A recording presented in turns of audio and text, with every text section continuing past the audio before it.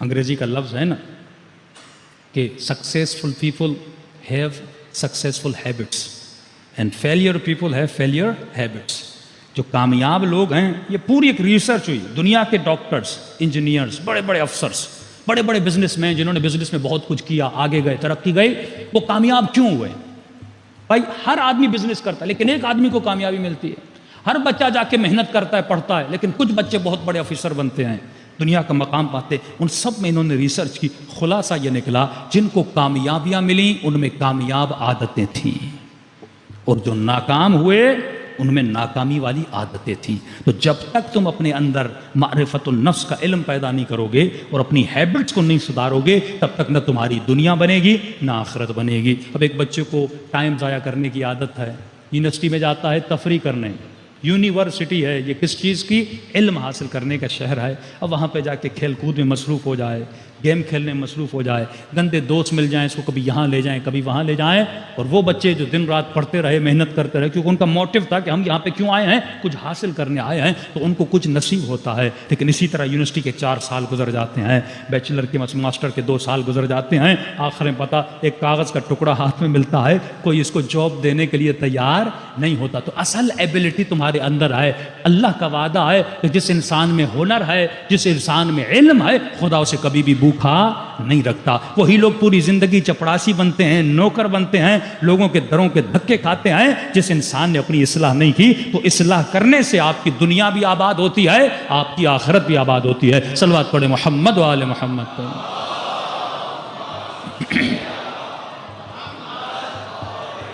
محمد وعجل fridge یا علی. اس در پر جو بھی جس مقام پہ پہنچا اس نے محنت کی ہے. لیس الانسان الا ما سعی. جب تک محنت نہیں کرو گے خدا کچھ بھی ہر فیلڈ میں، یہاں تک کہ نفس کو سدھارنا اتنا آسان نہیں ہے. مولا فرماتے نفس ایک درندے حیوان کی طرح ہے. جس طرح درندے کو چھوڑتے ہو وہ چیرتا ہے، پھاڑتا ہے، اسی طرح اگر نفس پر کنٹرول نہیں کرو گے تمہیں تباہ و برباد کر دے گا. یہ جھوٹی چیزوں کو لذت بنا دیتا ہے، جن چیزوں میں لذت ہے نہیں لیکن ایسا بناتا ہے جیسے اس میں لذت ہے. مثلا شراب کو لذت کا وسیلہ بناتا ہے، گمراہ کرتا ہے. جو شراب پیے گا اسے لذت ملے گی. لیکن فرماتے ہیں ہر وہ چیز، یہ میں سائنٹیفکلی بات کر رہا ہوں، ہر وہ چیز جسے خدا نے حرام کیا ہے آپ سائنٹیفکلی اسے حلال ثابت کر کے دکھائیں. اور ہر وہ چیز جسے خدا نے حلال کیا سائنٹیفکلی آپ اسے حلال ثابت کر کے دکھائیں. شراب جسے خدا نے کہا کہ اس کے تھوڑے فائدے ہیں لیکن نقصانات زیادہ ہیں، سائنس نے بھی ثابت کیا کہ شرابی لوگ ہیں کڈنیز فیل ہو جاتی ہیں. شراب انسان کی عقل کو تباہ و برباد کرتا ہے، انسان کے ارادے کو ختم کر دیتا ہے. جب انسان شراب میں آتا ہے نہ اللہ کی شناس رہتی ہے نہ والدین کی شناس رہتی ہے. جا کر دیکھیے یورپ میں جب سیٹرڈے سنڈے نائٹ آتی ہے ان کی سوشل لائف شروع ہو جاتی ہے، ان کا کیا حال ہوتا ہے. پڑھا لکھا آدمی لیکن جب شراب پیتا ہے، بڑے بڑے ایکٹرز کی موویز لیک ہو گئی، شراب پینے کے بعد اتنا اس کا بھرم تھا لیکن جیسے شراب پی اسے پتہ ہی نہیں میں کیا بول رہا ہوں، اسے پتہ ہی نہیں میری شخصیت کیا ہے. تو شراب انسان کی شخصیت کو خراب، بیماریاں لاتی ہے. خنزیر کو خدا نے حرام قرار دیا، اب سائنٹیفکلی سے ثابت کر کے دکھائیں. یہ واحد ایک ایسا گوشت ہے جس کے کاٹنے کے بعد اس میں بے تحاشا کیڑے پیدا ہو جاتے ہیں. اس گوشت کو دینے کے لیے اس کو ان کی اتنی صفائی، اب کیونکہ کمرشلزم ہے تو لہٰذا اس گوشت کو بیچتے ہیں. اور ہر وہ چیز جسے خدا نے حلال کیا، مثلا مرغی کو کھانے سے پہلے ذبح کرو، یہ حکم شریعت ہے، حکم شریعت ہے، آپ ذبح کرنا پڑتا ہے. اب ریسرچ ہوئی امریکہ میں کسی جگہ پہ کہ کئی لوگوں کے وجود میں بیکٹیریاز آنے لگے اور بیمار ہونے لگے، مرنے لگے. کہ ذرا ریسرچ کیے جائیں لوگوں نے کیا کھایا ہے. پتہ چلا انہوں نے مرغیاں کھائی تھیں. اور پھر اس مرغیوں میں ایسا کیا تھا کہ لوگ بیمار ہو رہے ہیں. پتہ چلا یہ وہ مرغیاں تھیں جن کو ذبح نہیں کیا گیا تھا. پھر کہا کہ اس مرغی کو کیا کرے کہ اس کا گوشت انسان کے لیے فائدہ مند ہو. جب آپ سانس لیتے ہیں نا تو آپ کے اندر سکنگ پاور ہوتا ہے، ٹھیک ہے نا. جب آپ سانس لیتے ہیں تو آپ کے گوشت میں ایک سکنگ پاور آتا ہے.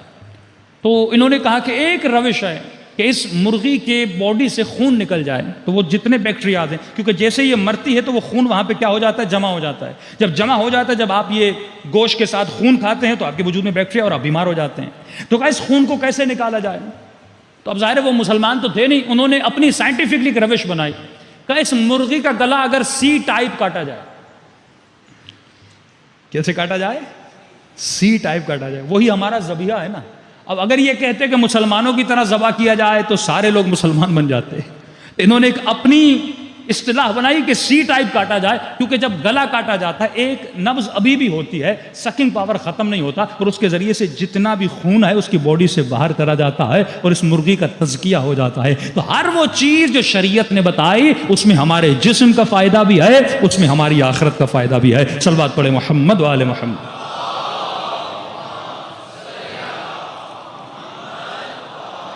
محمد جسے تم نقصان سمجھ رہے ہو، نقصان نہیں ہے. ہر وہ چیز جو اللہ نے واجب کی، ہر وہ چیز جو اللہ نے واجب کی، اس میں تمہارا نقصان نہیں ہے، اس میں تمہارا فائدہ ہے. دنیا بنتی ہے، آخرت بنتی ہے.